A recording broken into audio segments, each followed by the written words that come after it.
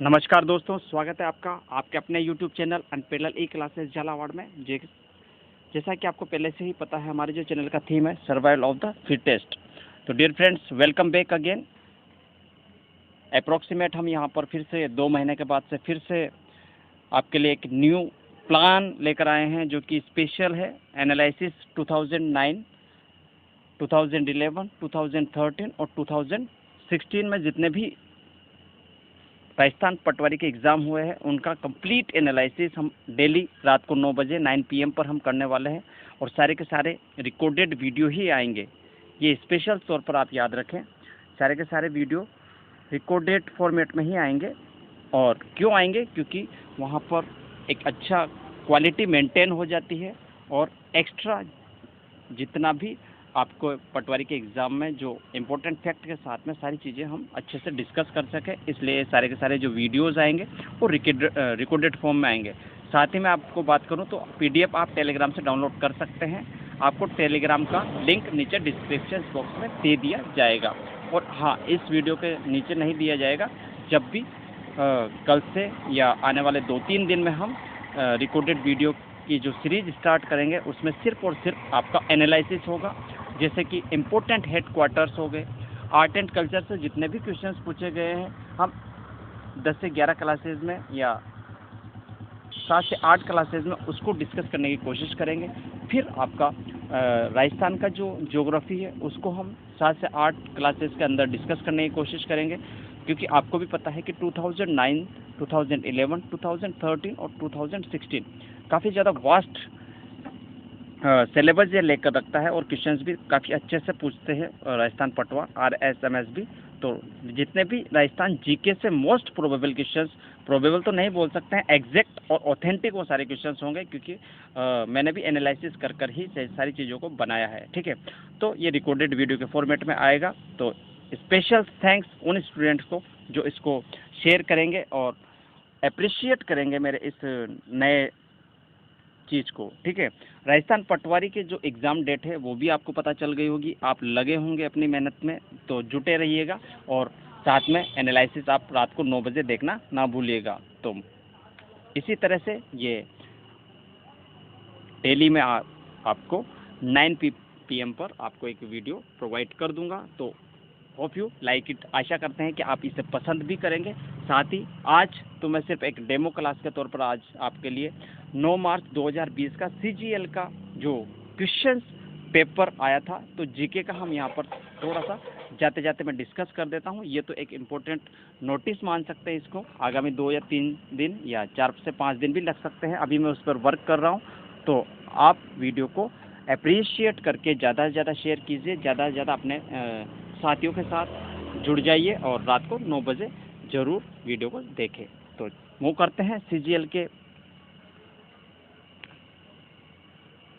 Questions जो आया हुआ था 9 मार्च 2020 का, उस पर अगर हम नज़र डालते हैं डियर फ्रेंड्स, तो ये रहा आपकी स्क्रीन पर फर्स्ट क्वेश्चन। निम्नलिखित में से किसने दीन ए इलाही आरंभ किया था? तो इसका करेक्ट आंसर हो जाएगा अकबर। ठीक है, और बात करते हैं नेक्स्ट क्वेश्चंस की। अगर हम मूव करते हैं सेकंड क्वेश्चंस पर, तो घरेलू विद्युत परिपथ में प्रयोग किए जाने वाले फ्यूज के लिए मूल्यांकन किसके आधार पर किया जाता है? तो इसका करेक्ट आंसर हो जाएगा डियर फ्रेंड्स, विद्युत धारा के रेटिंग के आधार पर मूल्यांकन किया जाता है। ठीक है, और बात करें आगे थर्ड क्वेश्चन की, तो नवंबर 2019 तक निम्नलिखित में से कौन मिजोरम के मुख्यमंत्री थे? तो इसका करेक्ट आंसर हो जाएगा P जोरामथंगा। और आगे मूव करते हैं क्वेश्चन नंबर 4 पर, तो 2019 में IIT मद्रास ने देश की पहली स्वदेशी ढंग से तैयार की गई व्हील चेयर बनाई, जिसका नाम रखा, third is the correct answer, arise. क्या नाम रखा गया? अराइज। ओके, और बात करते हैं डियर फ्रेंड्स, तो फिफ्थ क्वेश्चन की अगर हम बात करते हैं, तो 2012 में ग्रीष्मकालीन ओलंपिक्स में भारत ने कितने पदक जीते? तो इसका करेक्ट आंसर हो जाएगा 6 पदक यहाँ पर भारत ने जीते थे। तो ये रहे 5 क्वेश्चन, और आगे हम मूव करेंगे। उससे पहले मैं आपको बता दूं, नेक्स्ट स्लाइड पर अगर हम चलते हैं, तो क्वेश्चन 6 की अगर हम बात करते हैं तो निम्नलिखित में से किसने रिवॉल्यूशन 2020 पुस्तक लिखी है? तो इसके करेक्ट आंसर हो जाएगा 4 चेतन भगत जी ने रिवॉल्यूशन 2020 पुस्तक लिखी है। बात करें 7th क्वेश्चन की तो 1919 में निम्नलिखित में से कौन सी घटना नहीं हुई? तो जो हुई है वो तो मैं आपको बता ही देता हूँ। रोलर्ट एक्ट आपका 1919 में पारित हुआ था। जलियांवाला बाग हत्याकांड, ठीक है, ये भी 1919 में। मोटेंगी चेम्सफोर्ड सुधार की घोषणा भी आपकी 1919 में हुई थी। और आपका जो सेकंड ऑप्शन जो दे रखा है वो आपका 1905 में हुआ था, बंगाल का विभाजन। तो इस क्वेश्चन से आपको इतनी जानकारी मिल जाती है। मूव करते हैं नेक्स्ट क्वेश्चन की तरफ। उसकी भी अगर हम बात करते हैं ड्यूट्स, तो क्वेश्चन 8 आपका, इनमें से कौन सी कथाएं अजंता गुफा की चित्रकारी और मूर्ति कलाओं से संबंधित है? तो करेक्ट आंसर हो जाएगा जातक कथाएं।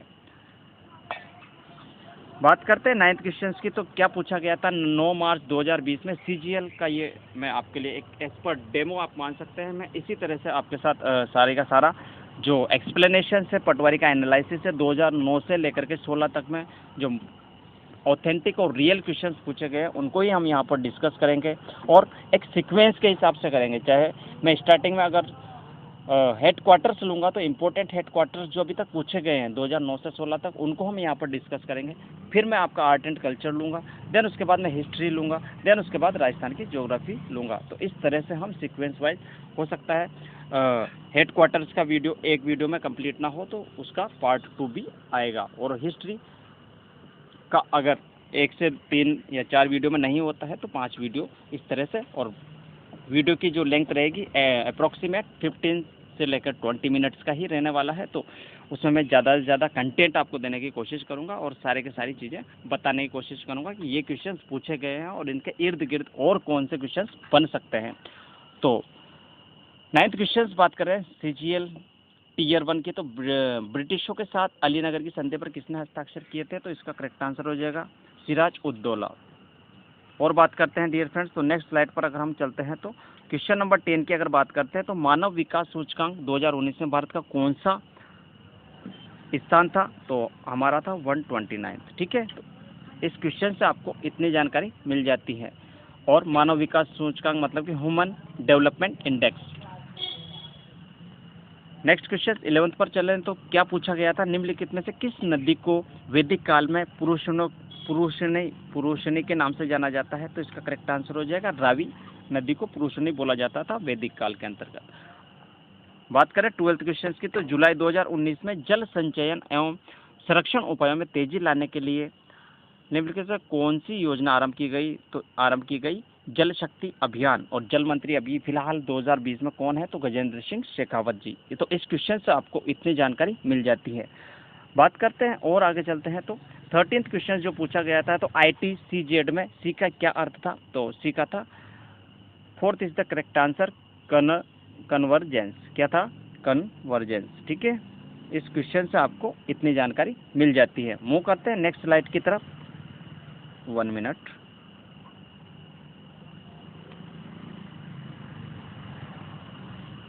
डियर फ्रेंड्स, ये थोड़ा सा ठीक है, अब सही है। 14th क्वेश्चन 13th हम डिस्कस कर चुके हैं। 14th क्वेश्चन जो क्या पूछा गया था, तो निम्नलिखित में से कौन सामाजिक न्याय के लिए 2019 का मदर टेरेसा मेमोरियल पुरस्कार प्राप्त करता नहीं है? तो इसका करेक्ट आंसर हो जाएगा मेघा पाटेकर जी 2019 का मदर टेरेसा मेमोरियल पुरस्कार अवार्डेड नहीं थी। कौन कौन थे? तो ये जो 3 ऑप्शंस आपको रेड कलर में दिखाई दे रहे हैं, कैलाश सत्यार्थी, अजीत सिंह और प्रीति पाटेकर, ये तीनों ही इसके करेक्ट आंसर हो जाएंगे। बात करें क्वेश्चन नंबर 15 की, तो constantan is an alloy of. तो जो कॉन्स्टेंटेंट एलॉय है वो किससे मिलकर बना होता है? ये यहाँ पर पूछा गया है। तो कॉपर से और इस निकल, ये दोनों मिलकर के कॉन्स्टेंटेंट का निर्माण करते हैं। और आगे मूव करते हैं तो 16th क्वेश्चन वैश्विक शांति सूचकांक जिसे कि कहा जाता है ग्लोबल पीस इंडेक्स में भारत का 2019 में कौन सा स्थान था? तो 141, ठीक है, ये इसके रैंक थी। और आगे मूव करते हैं तो 17th क्वेश्चन पर 2018 में भुवनेश्वर में आयोजित पुरुष हॉकी विश्व कप का शुभांकन निम्नलिखित में से क्या था? तो इसका करेक्ट आंसर हो जाएगा कछुआ ओली, ठीक है। और ये विशेष तौर पर याद रखें, ये करंट अफेयर्स के क्वेश्चन है, हूबहू रिपीट भी हो सकते हैं, ज़रूरी नहीं है। तो सीजीएल का मैं सिर्फ ऐसे पर डेमो दे रहा हूँ। 1 से 25 क्वेश्चन हम डिस्कस करेंगे जो कि 9 मार्च 2020 को रियल और ऑथेंटिक तरीके से पूछे गए थे। और आगे मूव करते हैं ड्यूट्स। तो नेक्स्ट स्लाइड पर हम बात करते हैं। 1 मिनट।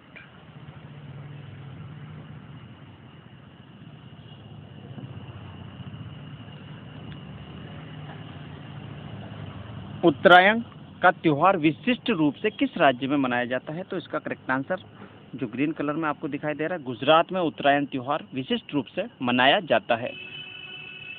और आगे चलते हैं 19th क्वेश्चन पर। तो पेडोलॉजी किस का विज्ञान है? तो मिट्टी की जो एनालिसिस होती है, मिट्टी का जो इंस्पेक्शंस होता है या मिट्टी पर जो रिसर्च होती है, उसको हम पेडोलॉजी साइंस बोलते हैं। कौन सी? पेडोलॉजी साइंस बोला जाता है। और आगे 20th क्वेश्चन पर मूव करते हैं। निम्न में से कौन सा वायुमंडल का निम्नतम स्तर है? तो निम्नतम स्तर आपका क्षोभ मंडल हो जाएगा। आपकी जो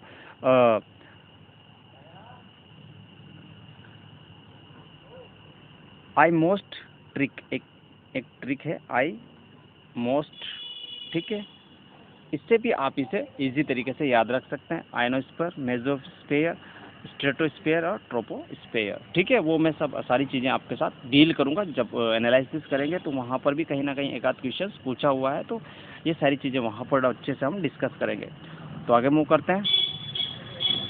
21th क्वेश्चन की बात करते हैं। तो निम्नलिखित में से क्या गैर जैव नवीनीकरण या नॉन बायोडिग्रेडेबल अपशिष्ट है?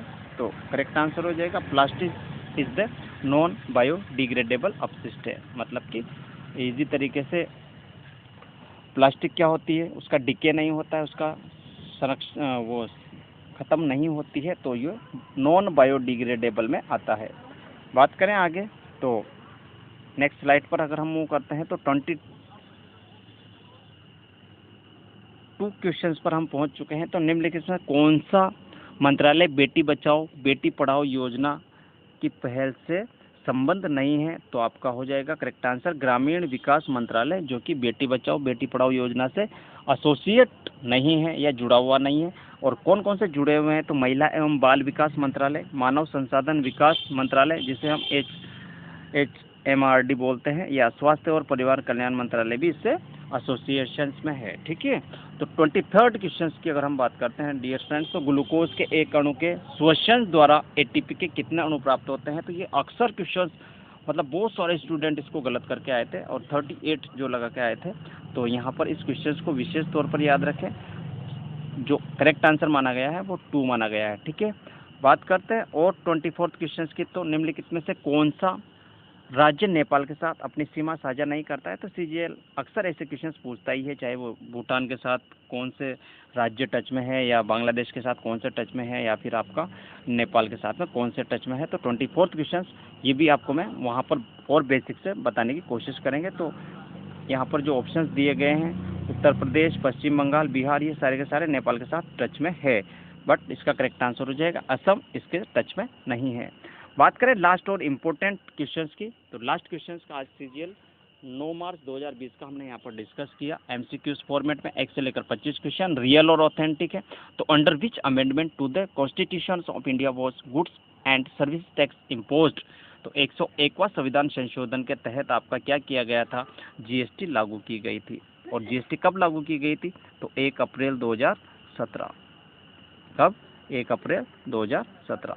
तो इस क्वेश्चन से आपको इतनी जानकारी मिलती है। साथ ही अगर हम बात करते हैं, तो जाते जाते मैं आपको फिर से एक बार अवगत करा देता हूँ। जो मैंने चीज़ें डील करी है वो सारी चीज़ें अलग है, और मेरा जो मोटो था वो इस पर आपको बताना था कि हम किस तरह से एनालिसिस करने वाले हैं। तो 2009, 2011, 2016 राजस्थान पटवारी डेली 9 PM पर आप आना ना भूलें, और ज़्यादा से ज़्यादा अप्रिशिएट करें। Thanks for watching this video. इसी तरह मेरे चैनल के साथ बने रहिएगा। आपके बने रहने से चैनल का ग्रोथ होता ही है, साथ में आपकी नॉलेज को हम 4 चांद लगाने की कोशिश करेंगे। तो thank you and thanks for watching this video. अच्छा लगे वीडियो तो ज़रूर शेयर कीजिएगा, और डेली 9 बजे आना ना भूलिएगा। इसीलिए आपसे सब्सक्राइब करवाया जाता है ताकि आपको सर्च ना करना पड़े और डेली टू डेली आपको टाइम टू टाइम नोटिफिकेशन प्राप्त हो रात को 9 बजे, और इजी तरीके से आप वीडियो को देख सकें, चाहे आप 9 बजे देखें, 10 बजे देखें या अगले दिन सुबह देखें, लेकिन देखें ज़रूर। तो thank you and bye bye, take care. मिलते हैं आगामी 3 से 4 दिन के अंदर वापस। Thank you and bye bye.